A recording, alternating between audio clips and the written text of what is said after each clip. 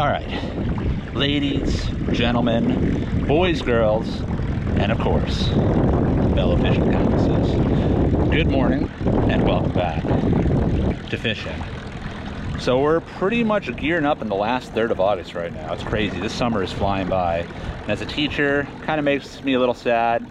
But you know what? It's been a great summer so far, other than some of the stomach issues that I had the previous week. But yeah, we are back in the South Shore, and we are hoping to get on something, obviously. Today I'm really hoping to get on some porgies, believe it or not. I have heard there are some nuclear, phenomenal, gigantic porgies moving in, and I would love to get some. My freezer is stocked with fluke, so much so that I'm planning on going to Montauk this weekend. I'm going to get rid of a bunch of it to my parents, who I'm sure will enjoy it very much, and hopefully catch some fluke while I'm out there too. And because I'm going out to Montauk, I don't know the next time I'll be able to get out here to the South Shore. So trust me, I'm not done with the South Shore, but it might be a week and a half or so before I get another shot at this. So it's a weekday, which means a little quieter. I'm gonna try to make the most of this. Got some shore crabs that I was getting in pitch black this morning. We're gonna make good use of them. I'm also gonna give fluking a shot, of course, because why not? We're here. But that is the plan. Thank you so much for staying tuned, because you know what we're about to do. Get some fishing accomplished. All right, this tide is ripping. Let's see what we can do. Yeah, so the name of the game in this particular session is fishing with shore crabs, as I mentioned before. I'm fishing with anywhere from a half to a full ounce jig head. I started with the full ounce with this ripping tide, and then I eventually downsized, but I'm fishing pretty tight to structures, you can see. Let's see how it went. Yeah, so this first spot I'm at, I'm just hiding behind this pillar. It's a bit of a current break, and making it a lot easier to kind of stay in place. One thing you'll notice is I start to get bit, I go from one hand to two hands of the rod, because otherwise it's very possible large fish can just rip it right out of your hands.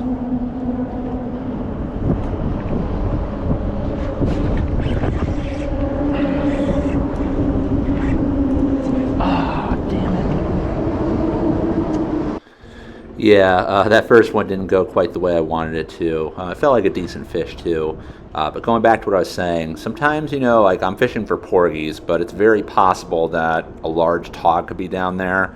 And I kid you not, those things will rip the rod right out of your hand when you're fishing in a kayak like this if you're not ready for it. So always two-handing when I'm setting the hook, because you never know what's going to be on the other side of that hook. But that first one didn't go so well. Fortunately, I would redeem myself a bit later. But the big issue is I'm working a little bit too hard in this first section to get these fish. But I will come up with a solution.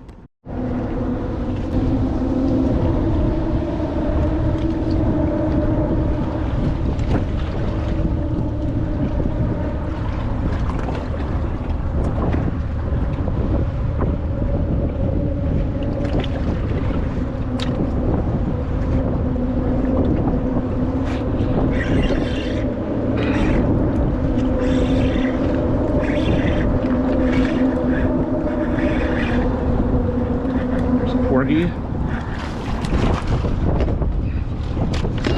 Jumbo. That's what I'm talking about. Slab. Let's see. Almost 14. Let the first few go. All right. Finally got our first porgy. Nice 14-incher. Not huge, but definitely not small. I decided to clip in now that I got a good feel of what this current's doing. And if I can get on a good bite, I'll start thinking about keeping some of these. See if we can put a good bite together. Yeah, so I got that first porgy, and I definitely felt like I was building a bite after being there for a little while. But as I had remarked, and I'll build on this, it was pretty windy out, much more than was forecasted, and as I stressed, the tide was ripping and against the wind, so I didn't want to clip in right away until I had a really good feel of what was going on with the tide. I wanted to be confident, you know, and feel safe. So after being in this spot for about 15 minutes, I did decide to clip in, and this was a game changer in terms of the bite. It really allowed me to just keep getting the bait down there. And even if I was missing fish, it was just building the bite up little by little to the point where it was just every single drop I was getting bit, and it made a huge difference. Bite's definitely starting to come together, and we're clipped in, so we're fishing much more efficiently now, which is nice.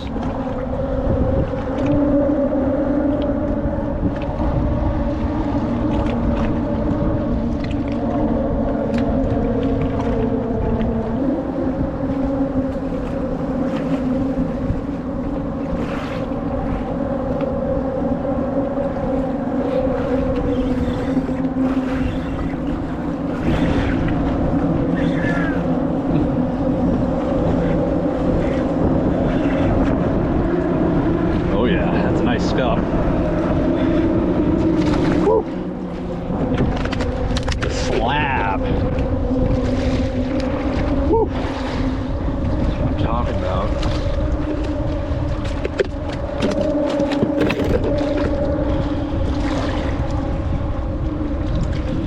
Nuclear scup right there. 16 inches. We'll start keeping them now.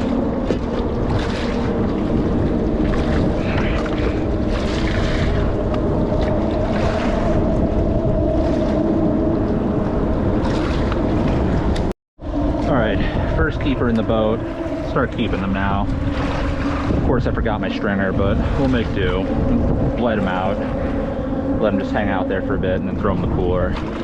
See if we can get a few more. This bite is definitely starting to heat up. Yeah, just a random fact. I actually did not forget my stringer. It was actually under my seat, and I was just too tired to remember that that's where I put it. Sometimes when I do these trips, I wake up at like 3:30 or 4 in the morning to get to the spot. This particular day, I woke up around 3 o'clock, couldn't fall back to sleep, and then decided, why not get crabs in the pitch black dark? So yeah, just calling that out.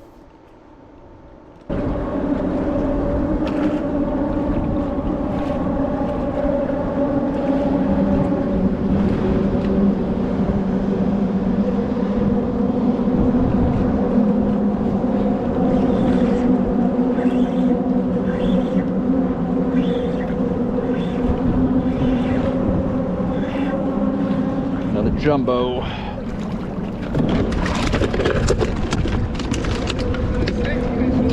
Yeah.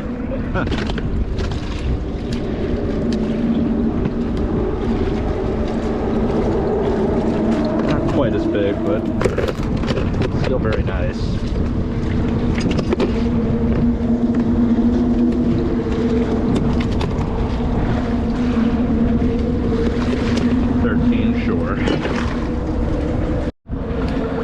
Know it's a good day when the 13 incher is your smallest porgy so far. I'd like to get at least 4. After that, we'll be very selective in what we keep.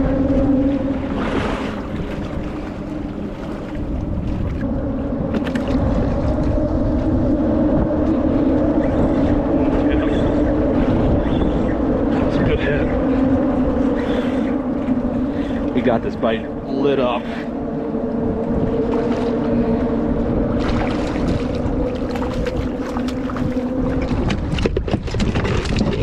Number 3.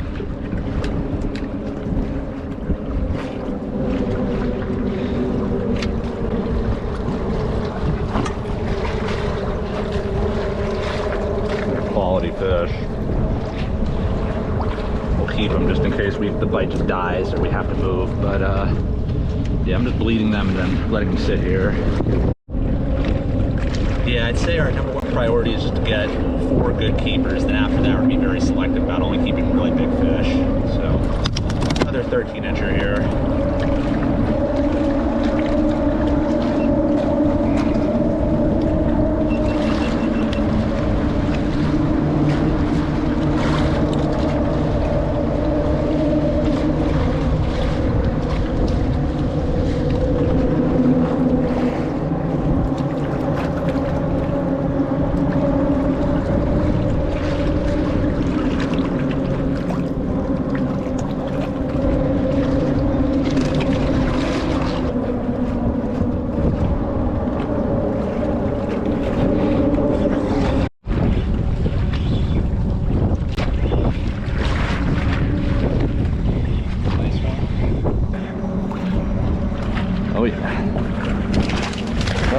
found out 4, so we're good on dinner fish. It's the second biggest one probably. At this point, we're gonna only keep anything if it's like 16 plus. It's probably another 15-incher.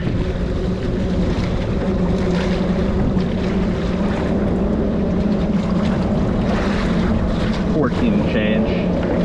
Perfectly fine. All right, so we've hit that artificial threshold that we set for ourselves, 4 scup to bring home.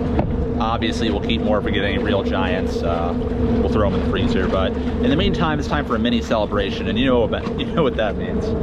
It is time for the seltzer review of the day. We're looking at a little Waterloo, and no, this is not my last stand, as one famous historical figure made at such a place.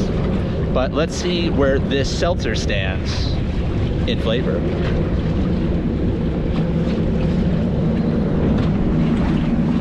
I should add it's strawberry flavor. It's quite refreshing. Definitely tastes like strawberry, like an artificial one.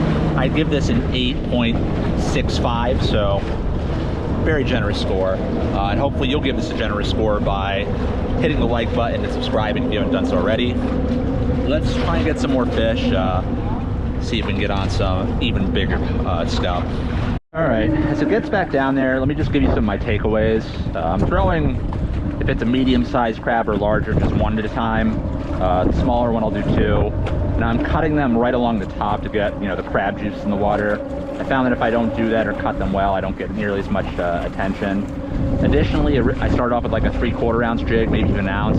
I've dropped down since to a 1/2 ounce just because I found that the fish have a little bit easier time picking it up, which gives me a good hook set. Just some little takeaways I've noticed. But definitely missing quite a few fish. I'm no expert scupperman. Still a little guy on there, but we'll throw another small one on there just to give him some company. Really enjoying that seltzer today.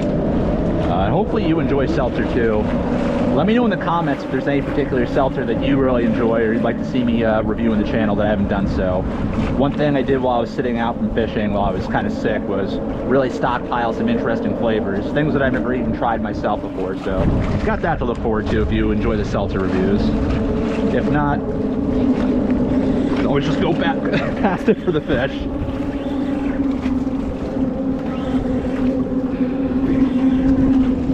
Whew. Nice fish, but he's going back. Oh God. Works for me.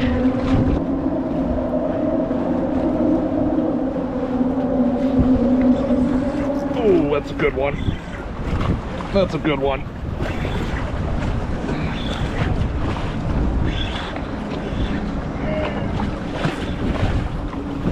Might be a little fouled. Oh, he's big. Oh yeah. Damn, son. Damn, son. Woo! Slabosaurus. I think this guy's okay to go back. I'm saying 16-inch minimum if I'm keeping another one. This guy's like 15 probably. Yeah, about 15. Gorgeous though. Another 15-inch porgy. These things are tricky. If you've never done this before, I'm fishing with crabs, which isn't necessarily ideal. Fishing with like a tiny little jig head too, which isn't maybe the typical if you're fishing in a boat or from shore. But there are other fish that I'd like to maybe encounter other than just scup. And the crab is a good, catch-all for them. You really just want to look past the little nibs and wait for them to pick it up like that one did.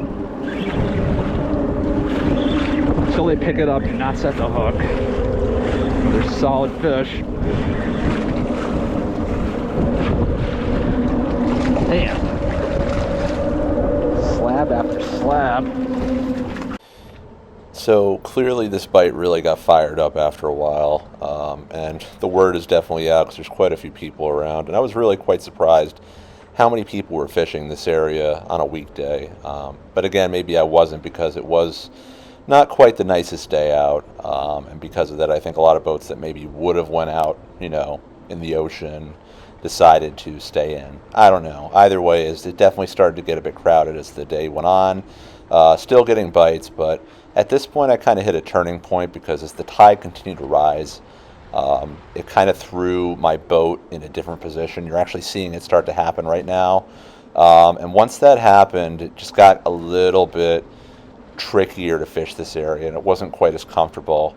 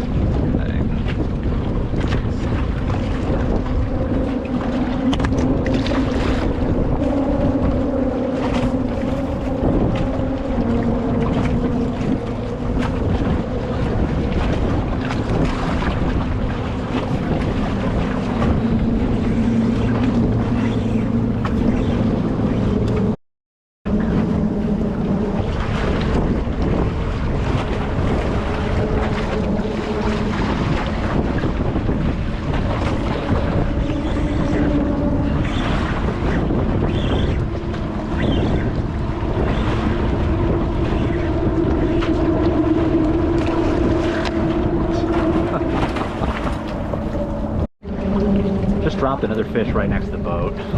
Wasn't big, but I don't know what's going on. I'm starting to think this is maybe a sign we gotta move. A lot of little things that made me feel like it's a sign. Yeah, that was quite the unfortunate string of lost fish. I think part of it was I just wasn't particularly happy with the way my boat was positioned. And I did want to reposition, but as you can see, I kind of got a little bit crowded into this spot, and I didn't want to kind of leave it and then have to weave between these boats to get back to where I was. So after a little while, I just decided to leave this spot and try a few other areas, and it really got quite a bit nastier out than when I started. So weighing all the options, I just decided to go back to the launch area because I didn't want to get stranded here. It's a little bit of a hike. And I did get some fish there, some decent porgies, and some tog that I wasn't trying to target. But I just wasn't very happy with how the footage turned out. The camera got really wet and it just didn't look great, so I just decided not to include it. I even decided to try and do a little bit of jigging on the bottom because I did want to try for fluke, and I would have fluked in this area if it weren't for how A, nasty it was, and B, the water was kind of stained. But this was not the day to fluke fish in this area, so I tried a bit closer to launch and got a few bites, but ultimately didn't really connect with anything that great. Truth be told, though, I didn't give it a very long effort. Additionally, I did encounter some really, really massive schools of peanut bunker on the way out, and there were some fish chasing them, and I'm not even sure what they were. Like, it looked like maybe either small bluefish or potentially even some kind of mackerel species. I did throw a variety of things at the schools. Like, they weren't blitzing, but they were, leaping out of the water from time to time, but I just could not get one of them to hit. And I was very curious what they were, so I'll have to save that for another time. But yeah, after that, I just decided to beeline it to launch and get out, because I got soaked. It was really nasty wind-wise, and again, it was not forecasted to be this windy. All right, I think that's going to do it. It's definitely going to do it. Yeah, kind of a tale of two fishing trips. Morning, first few hours was phenomenal porgy fishing. My only complaint, other than the conditions, was it was just a little bit too crowded for my liking. I'm not surprised. New Yorkers love catching porgies when they're in like this. The issue though, I think, is because it was so crappy out, everyone just rushed to this spot. That aside, you know, like, if I could have stuck to that spot without having to, you know, like, give it up, because I really wanted to reposition, but just wasn't possible without basically giving up the spot, I would have stayed there for another hour or two. But it got to the point where it was just more trouble than it was worth, particularly with A, the crowds, and B, the conditions. So obviously I'm happy I got what I came for. I got my 4 porgies to keep, to bring home, and a couple that I threw back. I should have just called it right then and there, but I figured I'm here, I might as well give it a shot. And ultimately I'm happy I did. You know, you learn something every time you go fishing, even if it's not what you want to learn. So it is what it is. But yeah, hopefully next time you see me, I'll be maybe fishing in Montauk or fishing in this area or the Sound, and getting on some more productive action, not having to fight the conditions so much. Thanks as always for checking out the video. Catch you in the next one. Goodbye from fishing.